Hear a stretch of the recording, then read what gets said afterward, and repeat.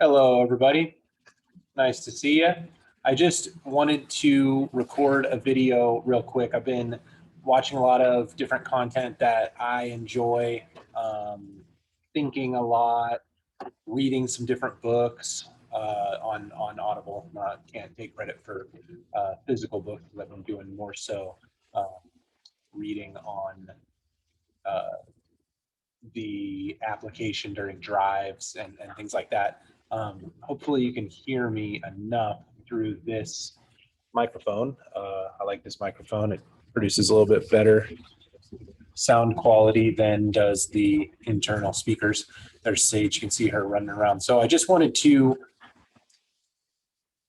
get out a thought that I've been having that I've said several times, but I haven't recorded me saying it. So I wanted to just kind of put it to, I guess you can't say put it on tape anymore, can you? So put it in the ones and zeros. And that is the two major psychological traps, the traps of mental health that I've found to be the most prevalent, the most probabilistic for specifically, I can just speak for men, for young men. And they're kind of two sides of a distribution. They're two sides of a bell curve. The center being integrated, happy, healthy, psychologically vital, people. The extremes of this distribution being, on the one hand, vain narcissism, right? Self-centeredness, ego-driven behavior, material, central, thinking. And on the other hand, nihilistic, cynical, self-defeating, self-destructive pursuit of no real meaning, pleasure-driven, immediate gratification behavior patterns. Okay, so why do I set the model up that way? Well, I think that nowadays in the West specifically, we have a crisis of purpose, a crisis of meaning.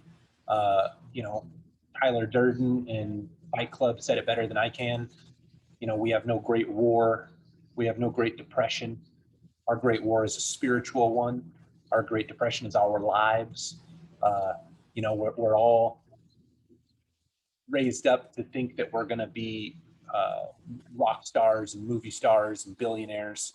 One of the reasons why, in my opinion, billionaire interests have captured the political landscape of this country is because there are no proletariat in America. We're all just temporarily humiliated millionaires, right?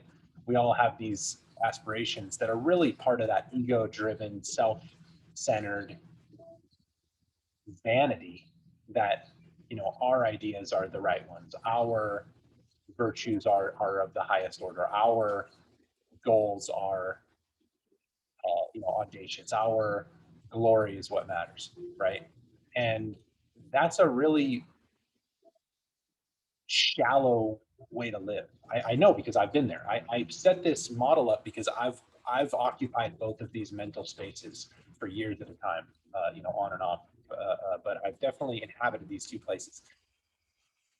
In the West, we're brought up to have no respect for things like soul and spirit, and beauty is a commodity. These things that are ephemeral, ethereal, transient. We don't know how to talk about in the West, right?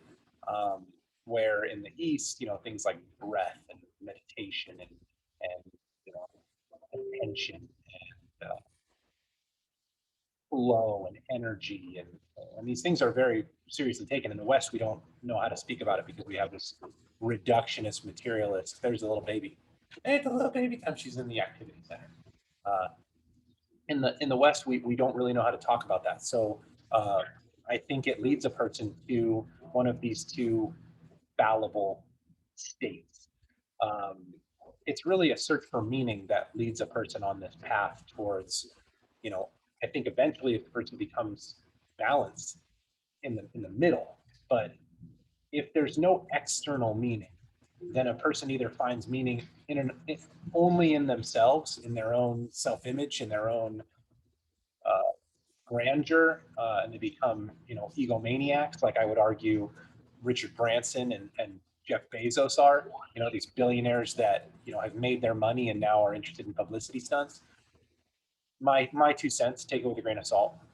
Or you get the kind of loss of a generation in the opiate crisis and heroin abuse and people that have not done really anything with their lives because they don't see value in the new Lamborghini or the house on the hill. They see that as being vacuous and meaningless, and so they go the other way and they don't pursue goal-oriented behavior, right? Which is also equally self-destructive. So my point is, I think that the West's worldview, absent things like the pursuits of monks, absent taking seriously the idea of spirit and soul, absent the appreciation for some kind of spiritual tradition. Although we call ourselves a Christian nation, um, America is deeply secular, and I don't mean to get into too much of a religious discussion because I'm not an organized religion person myself, but I think a person need to have some way of appreciating and speaking about the things that transcend their own mental map of the world. Otherwise, a person's always within their own thought bubble. We need some way of getting outside of that.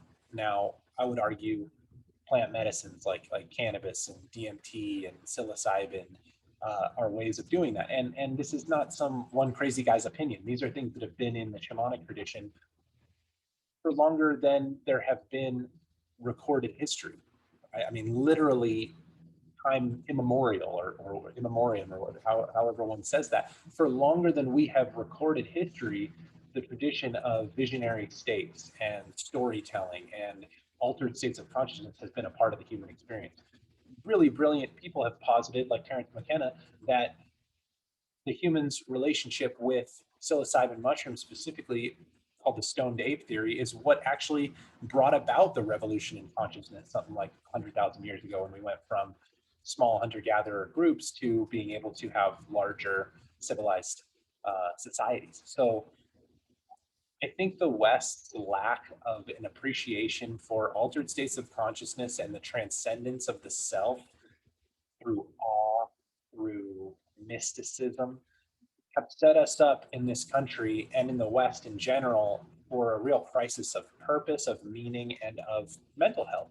And the two directions that I see people go in, myself included in the past, and periodically, it's something that I have to keep in check, are the two that I outlined. Either finding meaning only in substance, material, self, or positing that there is no meaning. And these are long-standing psychological traditions, right? You got the existentialist, nihilist bend, and then you've got the, post-enlightenment, rationalist, materialist, reductionist bend. And I think they both miss it. I think the real vital human story is the mythic, the mystic, the superhero. It's not happenstance, in my opinion, that those things are such a vital part of our everyday lives. It's not arbitrary that we love narrative and drama and larger than life stories. That's what we are. That's what we're doing. At the end of the analysis, science and all of its mastery of, the world and so forth, doesn't understand things like consciousness. So I think to appreciate the inherent mystery in life is to find an antidote to these two ways of being that seem to have a theory of everything that leaves the person lacking in moral or goal-driven behavior. So for me, having recognized that, see if I can reconnect. Having recognized that I've acted in those two ways in my life, I had to find another way, a middle way, right? Like the Buddhists speak of. And that for me was to just do the things that I love, surf, ski, have, really intense, deep relationships with the people that I care about and that, care about me through just being truthful and being my, wild, crazy self. Um, and through those things, I've started to write my own story. I've started to be able to put my creative energy into what I choose as opposed to what is dictated to me. And it hasn't been without, help. And so I don't mean to sit here and say I'm some kind of self-made man and look at me, I'm so great. That's not my point. My point is I've recognized when I've been self-destructive and I've found a way to not be self-destructive, be self-creative, you know, constructive. And I'm not where I want to be. I want to continue to grow, but I'm on that path. And that's really a good feeling. So appreciate you listening. I just wanted to put this thought out there that I think those two pits of despair are very real and very prevalent and very uh, common for people to fall into. And I just wanted to bounce that idea off you and see what you think. So leave some comments in the discussion below if you have thoughts as to that model of human behavior and why we're seeing those two things, the vanity and materialism, as well as the nihilism and self-destruction, self-destruction on both sides, but the nihilism and lack of goal-oriented behavior, specifically in the West. Love to read your thoughts. So thank you for watching. Appreciate your time. Love you guys. I need batteries for this.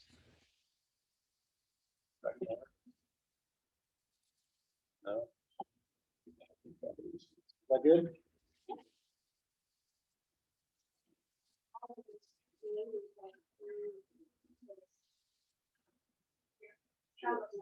Salad?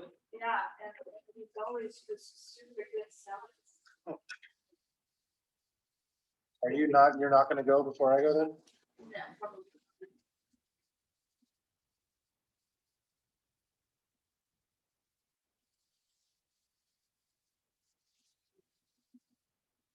Hey, no, throw these away, please.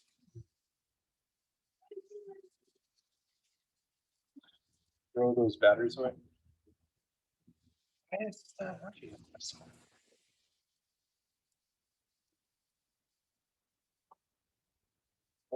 a lady. Oh God. So gross.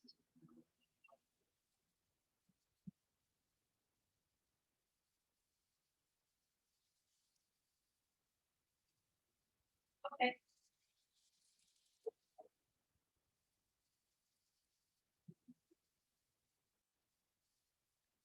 Vamos tirar de barriga para baixo.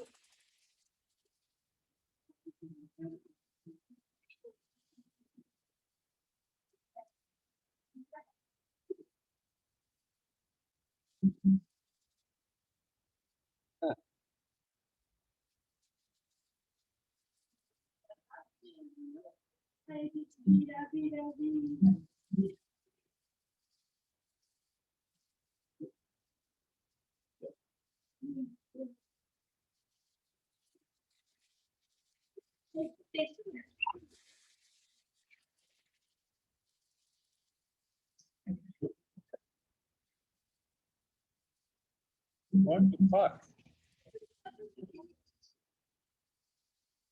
No. I can't get my fucking mouse to work.